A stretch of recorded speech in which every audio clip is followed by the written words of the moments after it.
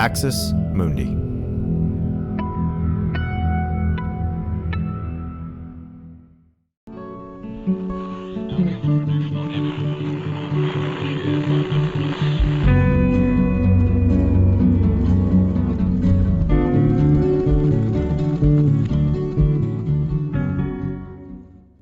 Welcome to Straight White American Jesus. My name is Brad Onishi, faculty at the University of San Francisco, joined today by the one and only Dr. Andrew Whitehead. Andrew, thanks for joining me. Hey, good to be with you. So we're a week away from publishing American Idols, a four-part podcast series on your work. Now that, of course, everybody, is coming right out of your new book, American Idolatry, which is right over my shoulder here. And so your book is out, your podcast is happening, you're a busy man. But here's the thing, this book and this podcast are very personal. You're a sociologist. I have so many sociologist friends who I love and admire, and they do so much work that I can't do with math and charts and stuff. But my sociologist friends are usually not the ones who are like, let me tell you my story. Hey, there's me. That's exactly what you're doing here. Why did it feel like this was the time to insert your story into your work? Yeah, no, it's a good question. And, I think some of it kind of came from working on this for the last, academically, the last decade, right? Starting to write peer-reviewed articles around Christian nationalism. And then the first book was Sam Perry, Taking America Back for God. And as we were sharing that work and trying to help bring some sort of a framework to understand what we all were seeing, right, in the lead up to 2016 and then soon after, it was really resonating with folks. And now they were like, oh, now, I've seen this all around and I've wondered what it is. And now I can kind of place this framework on it and it makes sense. And that was really fulfilling. But then the question we would always get and that I would always get is, but what do we do? What do we do now? What do we do about this? And so as social scientists, we literally usually are like, well, that's not my job, right? It's to gather quality data, organize it, and go to peer review and then provide, really rigorous examinations of kind of what is. We don't really talk about what should be. But two, I'm like a human being living in a world and in a democracy right now. And as I was looking at all this evidence that social science was handing me, whether it's through our work or others, there are a lot of other people working in this area. As an American citizen, I'm like, okay, these are really negative things, right? Christian nationalism is really connected to embracing racism and anti-democratic ideals and authoritarianism and all these different things. And I'm like, that's harmful, right, to a functioning civil sphere. And then two, I am a person of faith still, a Christian. And as I'm looking at different expressions of Christianity and working through this whole journey, I'm thinking too, this doesn't seem like what we were taught growing up in these communities of loving Jesus or loving God or loving people around us. When we are refusing refugees and immigrants who are also Christians, perhaps, we don't want them here. And so how does this work? How Christian nationalism is related to that too. So as a person, that's a citizen and identifying as religious, I was looking at all this. And so this book really is kind of the culmination of those two journeys, where it's this journey of studying this academically, but then also being an American citizen and being a religious person who wants to see, this religion that I identify with engage in the public sphere in a way that isn't trying to marginalize and oppress other people. That would be my goal. And so this book really is kind of flowing out of those two journeys. One of the things I love when I watch a new TV show or listen to a new podcast is getting to go places I don't usually go. And so, or places I've never been, so yes, I love it when I watch a movie and it's in New York City. That's fun. I love, okay, we're in London now. Great. But one of the awesome parts about your book and about the podcast series that we're going to publish here very soon is we get to go at least briefly to your hometown. And so not only are you a person of faith, not only did you grow up as somebody embedded in certain kinds of churches, but you do so not from a place that many people may visit very often, whether physically or virtually. So where do you come from and how does that play into the story? Yeah. So I grew up in a small rural kind of farming manufacturing community in northern Indiana.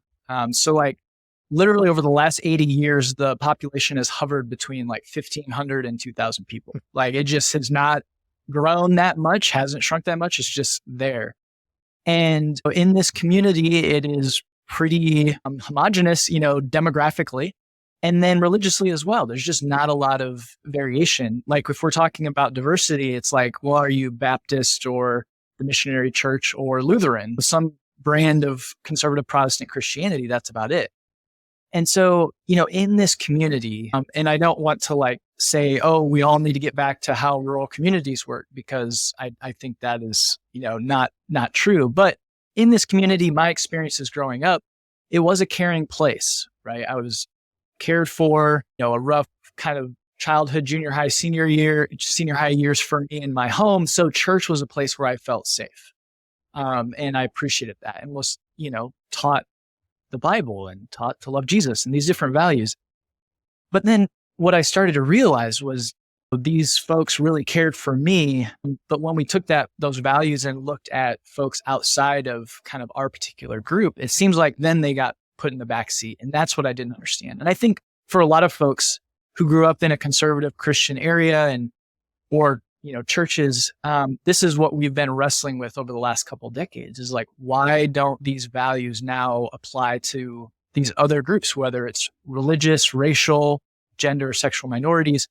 And so that's a part of my personal faith journey. But yeah, in this small town, you worship beside the people that teach you and do your electrician work and all these other things. And so it's very kind of embedded.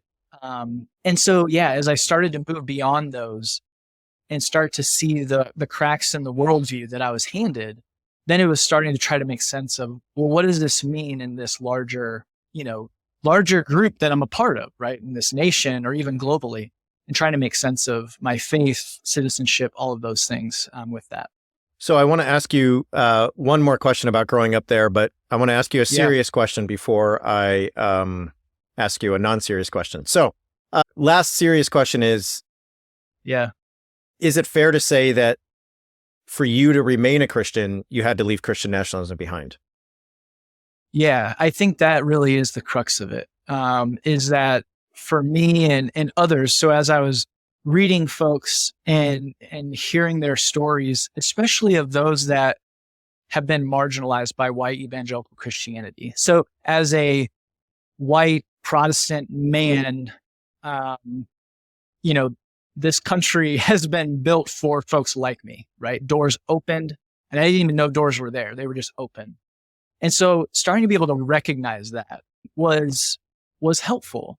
And in many ways, listening to the voices and reading the books and hearing these stories of folks where they had different experiences, that's where it really started to show me that this gospel that I was handed, this form of Christianity I was handed, wasn't good news for them, right? And so there's a problem. Like that is a problem that has to be remedied if I want to, continue to put my faith in this story and be willing to be wrong about it, right? It's a big deal. And so that was where I had to really start wrestling with that and listening to and following the guidance of these groups who have maintained this faith in the midst of oppression, in the midst of being marginalized. And that's not something I've ever really experienced. And so that was really part of that journey. And Christian nationalism is wrapped up with power and self-interested power to benefit the in-group, and fear and threat from these out-groups, and then,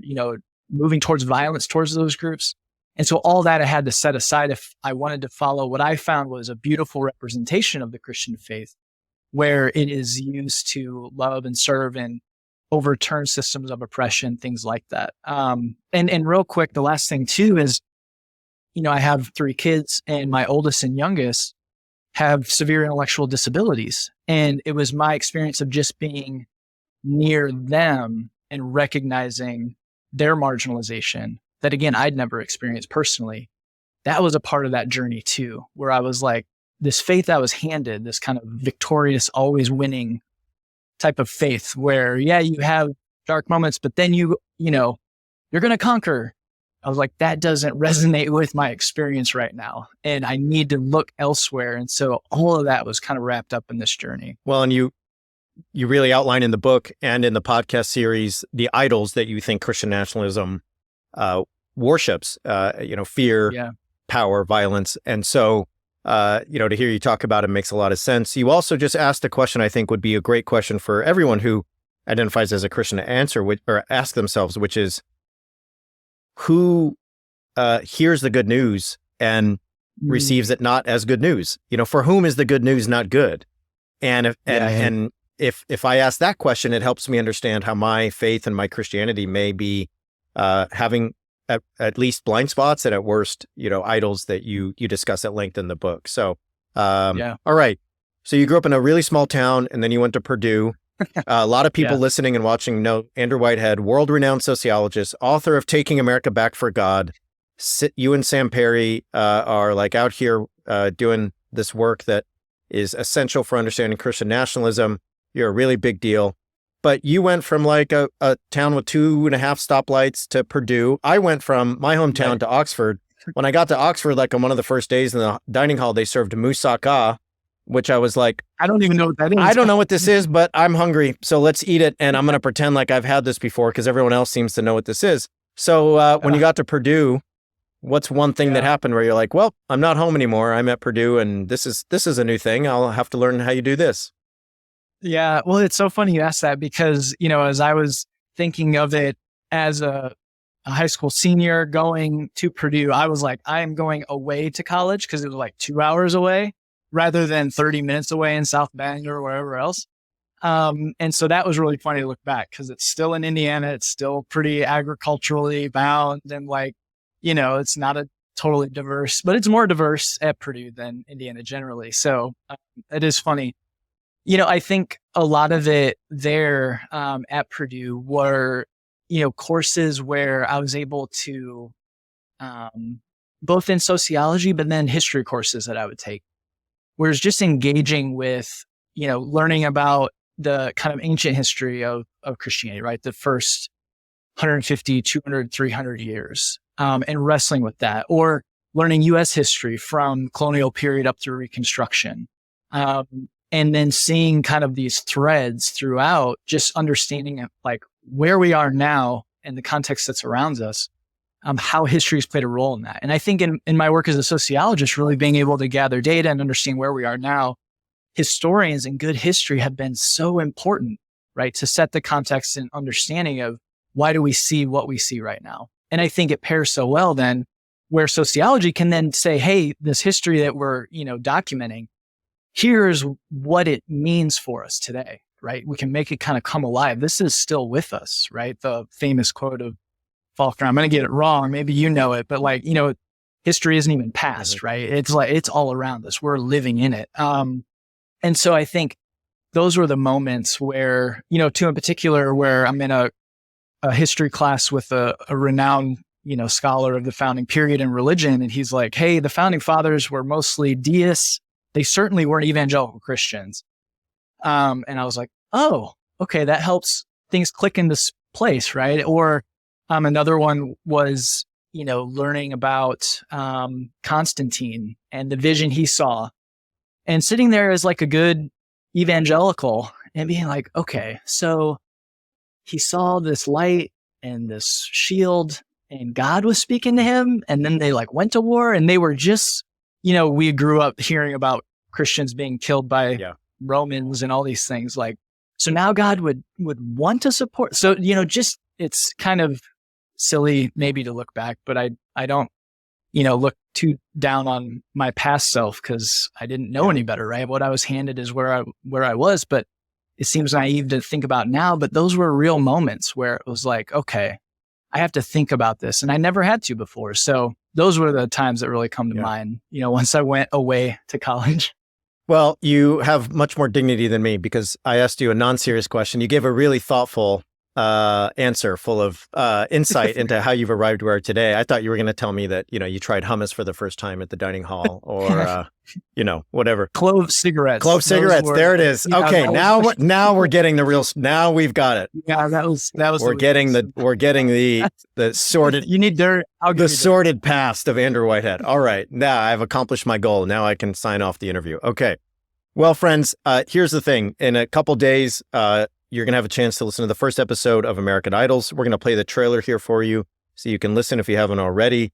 It's an amazing series. It includes cameos from Andrew's co-author, Sam Perry, Anthea Butler, Jamar Tisby, Robert Jones, Andrew Seidel, so many other folks that you probably are familiar with.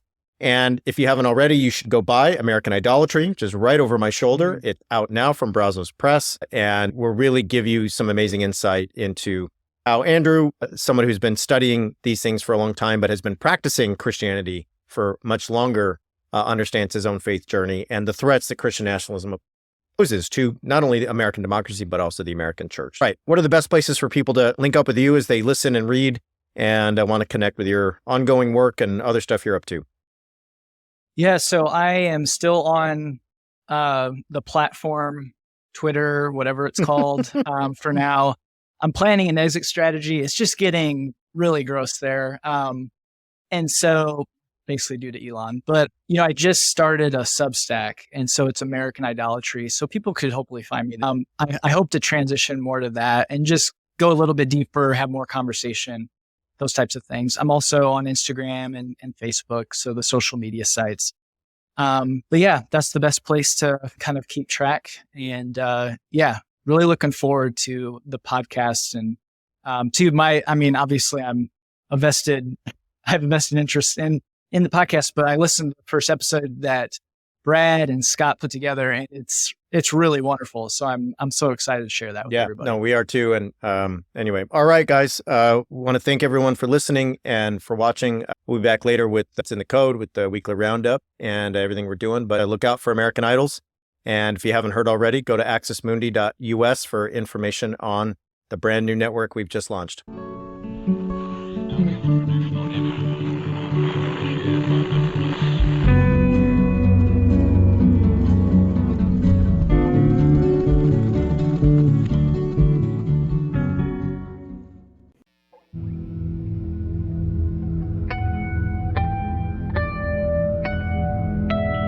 Axis Mundi.